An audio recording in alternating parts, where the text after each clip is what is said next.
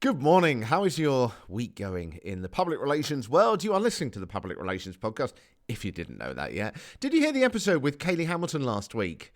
Whether you're into celebrities or not, we talked about Will Smith's PR strategy following the Oscars. And of course, just as I released it, there was a development. Chris Rock, he was the guy that Will Smith obviously slapped at the Oscars, did a comedy set in which he metaphorically, he slapped Will Smith back. Why does it matter if you're an accountancy firm or healthcare PR? Because celebrity PR, to me at least, is like PR on fire. It is magnified, and there is so much we can all learn about reputation management and the public's reaction to it from celebrity PR. Kaylee is a PR in Los Angeles and a former entertainment reporter, so I must get her back on to talk about that. There's so many other stories we could do too. Now, next week, I'm going to try and do an episode on bridging stories. This is all about getting your story out of just the normal area where you are, so let's say accountancy in the financial sector, and moving it into other areas where your audience or your customers are. So, for example, if you're an accountant, what about the sailing world? You know, accountants go sailing, don't they? How can you transfer your story into a completely different sector? I'll talk about that next week, or if I can't quite get it done by then, I'll do it the week after that. I had a chat with a journalist this week who has been listening to the show for a bit, and he wanted to go into the PR world. And what the show helped to do was to give him just that little bit of extra confidence that he was doing the right thing and that he knew his stuff. So he's gone and done it and got some pretty good clients lined up already. But it got me thinking, as I've heard this story before, and I've not really thought about it as a topic for this show. But I've had a few moments of doubt in my career, and these doubts have led to, well, frankly, some pretty big mistakes and opportunities that I've missed. And I'm sure, if we're honest, because it's just you and me here, you have too. I don't know how many PR people I've spoken to in the past few months. I think it's 3 PR agencies and 1 campaign pressure group this week. But one thing I've noticed about the best people, the people with the best ideas, is that they're all quite empathetic people. They feel people. They feel emotions. And I think it's the same for PR and journalism. You have to be, to put it bluntly, a little bit of a sensitive soul to do a good job. Not too much, of course, as there's so much rejection in this area. But you do need some, or you're never going to be able to understand the public. We've all seen these really bad PR people who try to hard sell because they don't understand people. And of course, they don't last, or they burn out, they get fried. So to be able to connect with journalists or content creators as a PR person, to create a PR moment or a stunt that sparks the public's interest, means we have to be empathetic people. I also see, talking to these very same people, that there's often a feeling of self-doubt. Is this going to work? Have I got this campaign right? We get the imposter syndrome where we're not sure if we really belong here. And that, as I know, can be so self-destructive. I bet you felt that at some point in your work where you wanted something to just bloody work. And you get so fixated, you forget the things that make it work. Maybe all you can think about is the goal. You know, you've got to get X column inches of coverage or 10 podcast interviews. The thing is, I think we all get brain freeze at times. You know, this is actually something I want to put into the Public Relations Podcast Project app. More on that later, by the way. Let me share a story. And to be honest, this is a pretty embarrassing one. But if it helps to inspire you on a bad day, I hope this is going to help. I remember going into a meeting with 3 of the biggest news editors in the UK. And my gut told me that these people were looking for a big story. But I didn't push for that. And we got in there, and sure enough, they got out their notebooks. Sitting around this table, there's 3 of them there with their notebooks. And they were expecting something juicy. You know, why else would these top editors have been there and be paying attention at that moment? Now, they were polite when we left, but it was pretty obvious. And if I'd trusted my gut and not been so focused on just getting that meeting, we could have turned that into something amazing. I still kick myself on that. The thing is, I knew how to do that. I knew what they were looking for before we even went in there, long before. But I didn't trust my gut. So what's the solution? Well, firstly, I think we do need to trust our gut more. You know, so much of PR is common sense, but so often with common sense, we need someone else to tell us before we remember that. Secondly, I think it really helps when you actually care about the story you're pushing on a personal level. I spoke to 2 PR people in the disaster space and hobbies space this week. And in a funny way, they aren't doing PR. They're very much involved in these topics themselves personally. They aren't just pushing a client. They believe what they're selling. They're not pushing press. They're simply a conduit of information between their organizations and its ideas and activities and journalists or content creators. And because they're part of that, a part of that activity, if you will, they become a silent spokesperson. They come from a position of authority and from a position of passion, and therefore they have credibility with journalists and content creators. I'll give an example actually from the world of sales. This might sound odd, but bear with me here. A friend of mine is absolutely incredible at it. She sells these high-end irons, so for ironing clothes, for thousands of dollars from the USA to Europe to the Far East. And she walks into a new country and they just buy from her. And she told me a while back, you can't sell something you don't believe in. She believes in those irons. She knows why they work. And frankly, when you watch when she appears on shopping TV channels, it is hard not to get caught up in her enthusiasm. I even got one myself.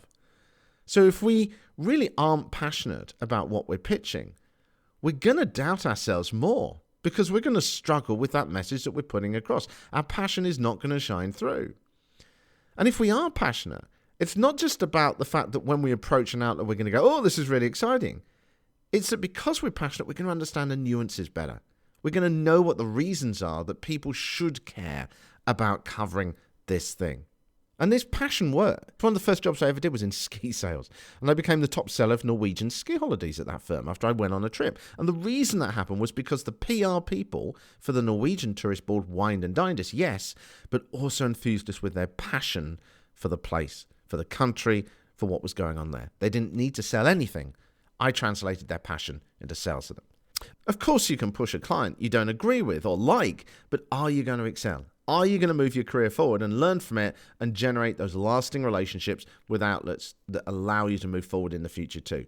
So we've got 2 steps so far: trust your instinct and get the right boss, client, or topic. I actually spoke to 2 PRs in that episode. A fortnight ago in episode 21 where we were talking about getting the right boss. Here's idea 3. Listen to this show. And I don't mean that just from the point of view of plugging this show, which of course I'm doing. But as that journalist told me at the beginning of this show, by listening to this show, he realized he can do this stuff. PR is not, it's not really a mystical science, is it? We all know how to do it. We just get in the way of ourselves sometimes. And by listening to this show, it helps to remind us that we can do this stuff. I hope it's inspiring you as well. One of the things I love about this show is that you realize there are so many core basics, which we do all know. I need to be reminded of this myself sometimes. And everyone I talk to does similar things, but equally, everyone I talk to excels at something. And it's that edge, maybe their connections, maybe their life experience, maybe their topic knowledge, maybe their writing skills, etc., that can really help them and you stand out in the office. And finally, point 4, I think there is a mindset thing here. Now, let me get this over first. I am no psychologist, so if you're expecting me to go full on Tony Robbins, prepare to be disappointed. But I do think mindset does come into it. I was interviewed on a show not that long back where the interviewer wanted to know how journalists think, not just the process, but the mindset.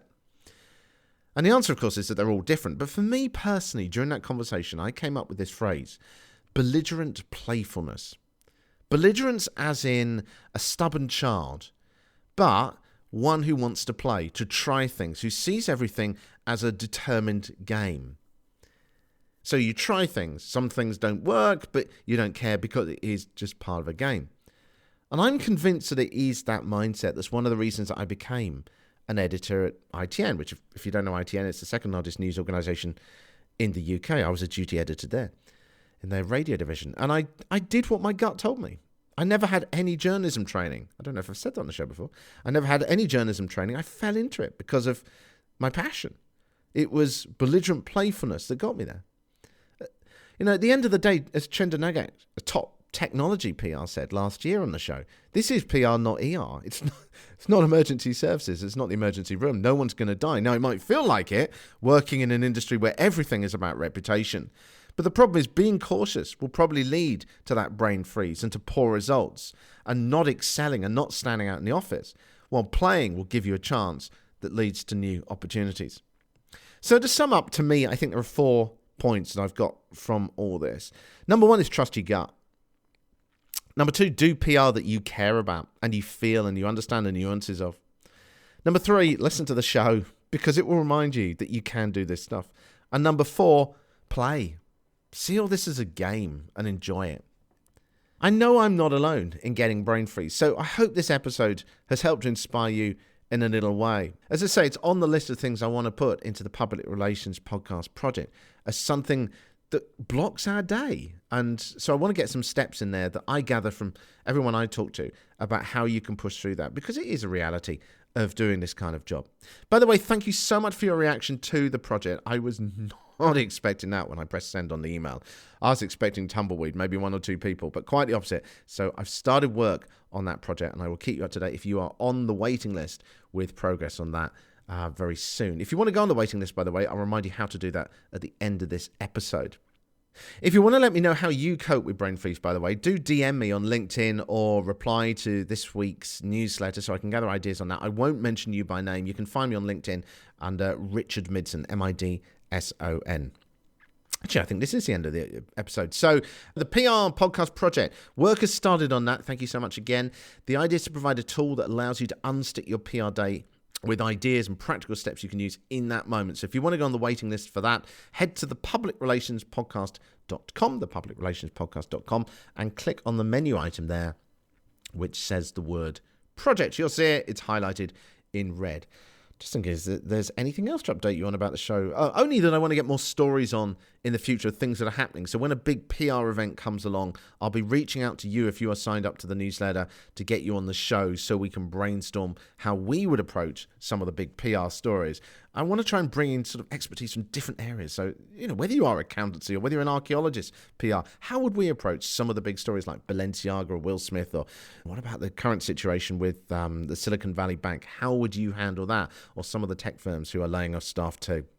In future, the plan is to create a directory on the Public Relations Podcast project as well of people and their skills so we can get you on as experts, so we can brainstorm on the show and demonstrate your skills as well to everyone listening in case they want to get on your services too. I'd love to do some panel discussions as well. Anyway, lots of ideas. I have an insanely busy week. I'm sure you do too. I'll speak to you very, very soon.